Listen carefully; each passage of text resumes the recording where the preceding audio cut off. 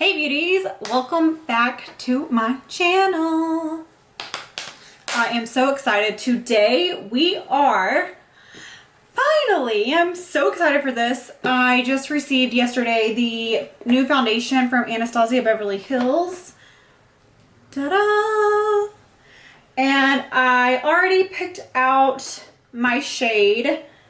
By the way, my skin, I know it's horrible. I don't know what's going on. I don't know if it's my hormones or if it's from me going to the gym a lot more because I am working up a sweat, and I don't know if the sweat is like making my face sweat because, you know, of course. It's like, oh, Ashley wants to film a foundation review, and she's gonna have to show off her bare skin, so let's make it look as horrible as possible. And it did. Anyways, I was finding my shade yesterday, and I'm going to be 240 in, and the N just means neutral. So that's what we're gonna do today. I am so excited. I will be doing a wear test for y'all. I'm not sure how long exactly I'll be able to wear it for, but I do have some errands to run today, so I'm going to be out in the heat. I live in Texas, if you don't know, and it is so flippin' hot. It's like 100 degrees outside, and it's not like normal heat. It's like humid heat, and that's like way worse to me than dry heat. Don't know why I'm rambling on about that, but they also sent me their powders, and I don't know, look at how big this thing is. It covers up my face. Let me compare it. So I have the Jeffree Star powder right here. Look at the size difference. That is insane. The powder holds 25 grams and the Jeffree Star one holds 10 grams. So there's quite a bit more in the powder in this one than the Jeffree Star one. So before we actually apply the foundation, I want to do the boring, informative stuff. So if you're not interested in hearing any of this stuff, you can go ahead and just fast forward through this and get to the application part. But I know there are a lot of people that like to hear all the details with this foundation. Okay, I have my notes right here, so that's why I'm looking down. So Norvina was doing a lot of teasers on Twitter about this foundation, and she was very particular in the shades that she was picking. She wanted to make sure it fit everybody, and especially people that struggle to find their perfect match. She wanted to find their perfect match. So she took a lot of time. She created 50 shades, which is a lot for their first launch. She will be slowly adding on to the line.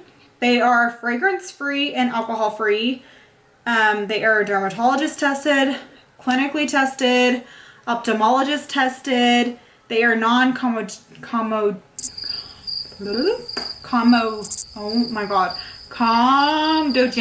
Did I say that right? Comedogenic, which basically means it's not going to like clog your pores. And it's suitable for sensitive skin, long wearing. The foundation does retail for $38.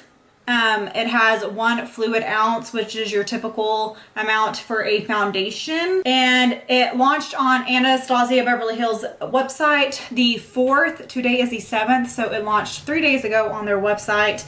It will be in Ulta on the 15th. And yeah, so that is that on the foundation. It is, I think I already said this, it's going to be a medium coverage foundation, and it is buildable, but it's going to be very luminous. So if you have dry skin, you'll probably love the way this looks on your skin. If you're oily, I would definitely use a mattifying primer with this foundation. Okay, I'm out of breath because that was a lot. Okay, let me go ahead and talk about the powders really quickly. They came out with 5 shades. They came out with translucent, which is going to be suitable for all skin tones. They came out with vanilla, which is going to be suitable for your fair to light skin tones. Banana is going to be for your tan skin tones. This color is so pretty on tan skin. Under the eyes, it really brightens the under eye. They came out with Deep Peach, which is going to be good for medium to deep skin tones. And then they came out with golden orange, which is going to be good for your really, really deep skin tones. The powder is going to retail for $36, so $2 cheaper than the foundations. Like I said before, there's 25 grams in there, and these are launching on the same dates as the foundation. The powder claims to not be too dry for your under eyes. There are some powders that are so drying on your under eyes and it makes it look like wrinkly and crepey looking, and I hate that. And it's like going to be buttery smooth and control your oil. So let's go ahead and start applying the foundation. Like I said, I've already picked out my shade. Oh, they also sent this brush right here. It is their A30. It's their little kabuki foundation brush. It's so soft.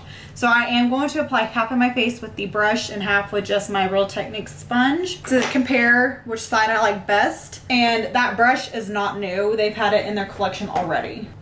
Okay, so here is the foundation. Here is the bottle. And here is the other side. They were getting a little bit of hate with this bold lettering, but the reason behind it is if you are a pro MUA, like you are working on a bunch of clients and in your kit you have a lot of foundations, and all those bottles can like get camouflaged together so you don't know which one you're grabbing. So Norvina was actually really smart with this and decided to put big bold letters on it that said foundation so you knew exactly which one it was. So her marketing is actually really genius. So a lot of people might not like the way it looks, but it is really helpful and convenient for pro MUAs that have a large kit. Okay, enough of my rambling. Just a heads up, my face never gets as dark as my chest. My face and my neck, they both never tan. So I did match myself to my chest because if I don't, my face looks really, really washed out. So just a heads up, this is going to be darker than my actual base skin tone. Yeah. Okay. I'm going to start with the brush, I think. And I'll do the brush on my right side and the sponge on my left. I did 3 pumps because I actually don't know how far this is gonna go. That might have been too much. So I'm just gonna dab this on and let's get to blending.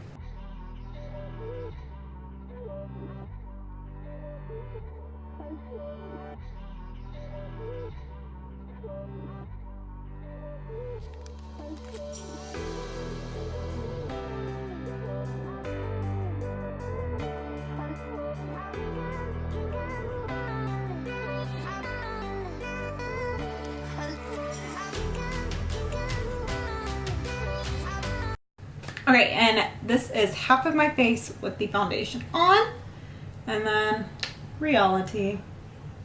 That looks awful. So yes, like I said, my face looks a lot darker now with my foundation on. I had to match it to my arms and my chest. So I definitely think medium coverage is pretty spot on. You can still see some of my dark spots poking through. And that big old zit right there doesn't want to get covered, but I can cover it with concealer. So I'm going to do the other side with a sponge and see if I can tell a difference.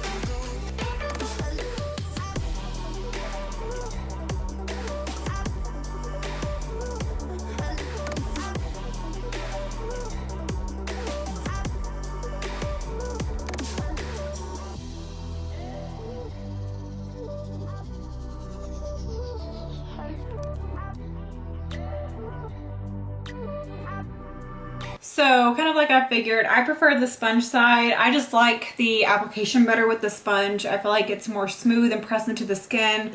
And with the brush, for some reason on my forehead, it looks really dry. All right, so I'm going to go ahead and apply my concealer. I'm going to use the Jeffree Star concealer in the shade C4 and apply that and see how that does. And then we will use the powder. Okay. So I just applied the concealer and I know my concealer is a little light, so I'm gonna fix that. I'm going to go in with the shade Vanilla, and hopefully it'll darken up my under eye just a little bit, and then I'll go probably in with translucent on the rest of my face. But this is what my face is looking like so far with the concealer and the foundation. So y'all saw what my face looked like before. So you can still kind of see some of it trying to peek through, but it's a big improvement. I'll show you this side.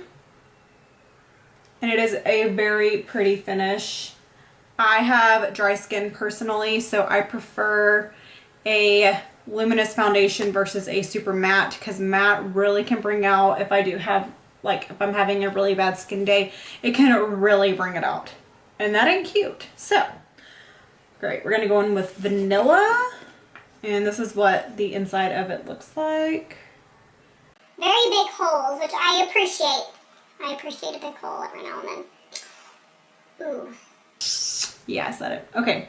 Because it gets a lot of product out. Sometimes when the sifter is like itty bitty holes, you're like sitting there for 10 years trying to get the powder out.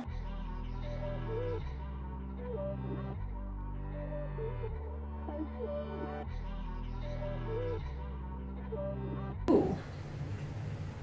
That just made my skin look so smooth.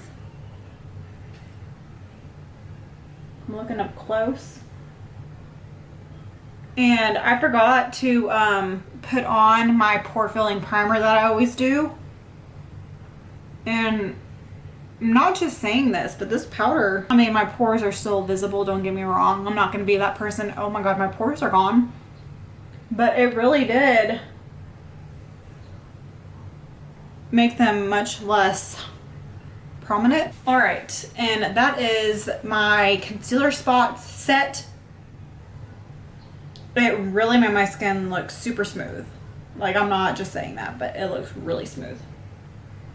Alright, now I'm going to take translucent and see how that one looks.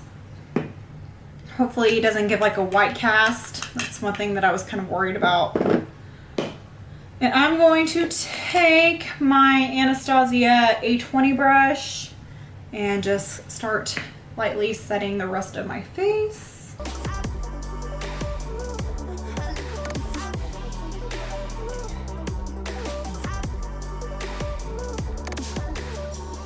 Alright, and this is my skin set. It looks really good. And this powder, in a way, like, it made it matte and smooth, but I still have like a luminosity to my skin. It's not like a really matte, dry looking finish, and I really appreciate that. Okay, let me go ahead and apply the rest of my makeup. I'm doing very minimal makeup, probably a little bit of mascara and my bronzer and all that. I want to see how all of that applies on top of the foundation, but very minimal eyes and lips, because I'm going to be out running errands, really putting this foundation to the test. So I can already tell you it's not as full coverage as I'm used to, but for right now, I don't mind it. We'll see how it wears. Okay, so my face is complete. This is all I'm doing. Update everything applied like usual on my face. I had no issues, no patchiness or anything, but I was feeling my under eye, and this powder, I'm really not just saying this, it is like the smoothest powder I've ever felt. Like, it's like, it feels like silk. It is really good powder. I really like it. It's really good for baking. Okay, it is 1:16, so I'm going to, I don't know for sure how long I'm going to be able to wear this. It just depends on how my day goes, but I'm going to try to wear it as long as possible. I'm going to do my best to not do any touch-ups or anything like that. I usually don't, because I usually don't have time in the day. So the next like 1 or 2 updates I'm going to do are going to be on my iPhone, just so y'all can get a more like clear view of what it actually looks like. Sometimes I feel like these fancier cameras can be a little bit deceiving, like they almost make you look better than you do.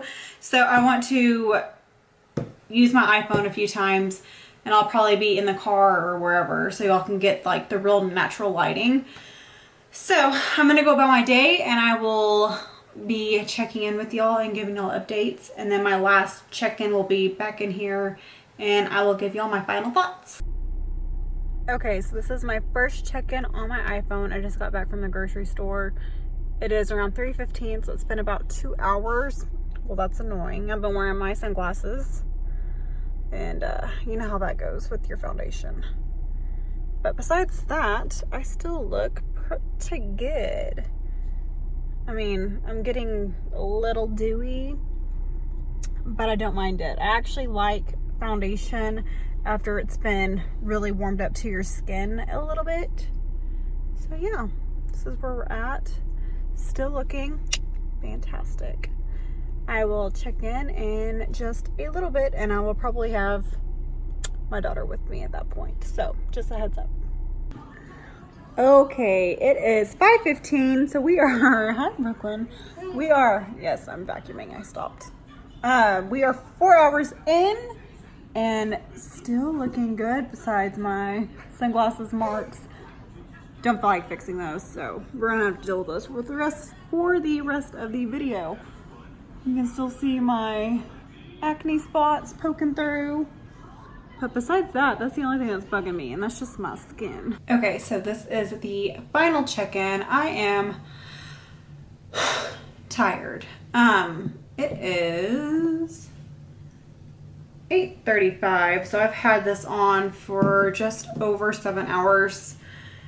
It's not the longest wear test, but it's long enough for me to know or have a pretty good general idea of what I think about it.